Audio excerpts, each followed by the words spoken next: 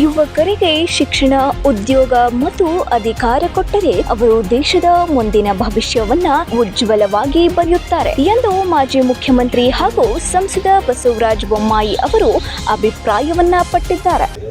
ಈಗ ಅಲ್ಲಿಗೆ ಸುಮಾರು 100 ಜನ ವಿದ್ಯಾರ್ಥಿಗಳು ಇಲ್ಲಿಂದ ಸೆಲೆಕ್ಷನ್ ಆಗ್ತಾ ಇದ್ದಾರೆ, ಟೊಯೋಟಾಗೆ ಸೆಲೆಕ್ಷನ್ ಆಗ್ತಾ ಇದೆ. ಹೀಗೆ ರಾಜ್ಯದ ಪ್ರತಿಷ್ಠಿತ ಕಂಪನಿಗಳು ಕೂಡ ಇಲ್ಲಿ ಬಂದಿದ್ದಾವೆ ಮತ್ತು ಲೋಕಲ್ ಆಗಿ ನಮ್ಮ ಶುಗರ್ ಫ್ಯಾಕ್ಟ್ರಿ, ಅಂಬುಜಾ ಅವರು,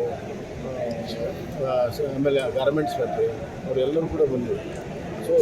ಶಿಗ್ಗಾವಿ ನಗರದ ಸವಣೂರು ರಸ್ತೆಯಲ್ಲಿರುವ ಬಸವರಾಜ ಬೊಮ್ಮಾಯಿ ಅವರ ನಿವಾಸದಲ್ಲಿ Matoshri Gangamma S Bommai trust, Somappa R Bommai trust ಹಾಗೂ ಭರತ ಬೊಮ್ಮಾಯಿ ಅವರ ನೇತೃತ್ವದಲ್ಲಿ ಶಿಗ್ಗಾವಿ ಸವಣೂರು ತಾಲೂಕಿನ ಯುವ ಉದ್ಯೋಗಾಕಾಂಕ್ಷಿಗಳಿಗೆ ಏರ್ಪಡಿಸಿದ ಬೃಹತ್ ಉದ್ಯೋಗ ಸಮ್ಮೇಳನ 2026ರ ಕಾರ್ಯಕ್ರಮವನ್ನ ಉದ್ಘಾಟಿಸಿ ಮಾತನಾಡಿದ ಅವರು, ಇಲ್ಲಿಯ ಯುವಕರನ್ನ ನೋಡಿದಾಗ ಉದ್ಯೋಗದ ಬಗ್ಗೆ ಅವರಿಗೆ ಇರುವ ಆಸಕ್ತಿಯನ್ನ ನೋಡಿದಾಗ ಬಹಳ ಸಂತೋಷವಾಗುತ್ತಿದೆ. ಒಂದು ಕ್ಷೇತ್ರ ಮುಂದೆ ಬರಬೇಕು ಎಂದರೆ ಆರೋಗ್ಯ, ಶಿಕ್ಷಣದ ಜೊತೆಗೆ ಉದ್ಯೋಗ ಬಹಳ ಮುಖ್ಯ. ಕುಟುಂಬದಲ್ಲಿ ಒಬ್ಬರು ಉದ್ಯೋಗದಲ್ಲಿದ್ದರೆ ಒಂದು ಕುಟುಂಬ ಅಭಿವೃದ್ಧಿಯಾಗುತ್ತದೆ ಎಂದರು. ಸುಮಾರು ಒಂದು 15-20 ನೇರವಾಗಿ ಭಾಗಿಯಾಗಿದ್ದಾವೆ.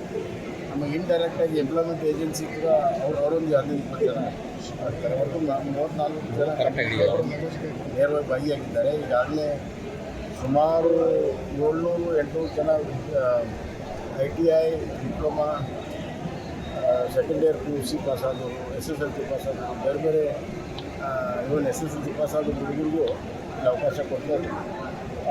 1700 ಜನ ಅಂತೂ ರಿಜಿಸ್ಟರ್ ಮಾಡಿದ್ದಾರೆ. ನನ್ನ ಪ್ರಕಾರ ಎಲ್ಲರಿಗೂ ಕೇಳ್ಕೊಂಡು ಬಂದೆ, ಏನಿಲ್ಲ 300-400 ಜನಕ್ಕೆ ಈಗಾಗಲೇ ಸೆಲೆಕ್ಷನ್ ಮಾಡಿದ್ದಾರೆ. ಕೆಲವರು ಟ್ರೈನಿಂಗ್ ಮಾಡಿದ್ದಾರೆ, ಕೆಲವರು ನೇರ ಎಂಪ್ಲಾಯ್ಮೆಂಟ್ ಮಾಡಿದ್ದಾರೆ. ಅಲ್ಟಿಮೇಟ್ಲಿ 500ಕ್ಕಿಂತ ಹೆಚ್ಚು ಜನ ಮಕ್ಕಳಿಗೆ ಉದ್ಯೋಗ ಈ ಮೇಳದಿಂದ ಸಿಗ್ತದೆ.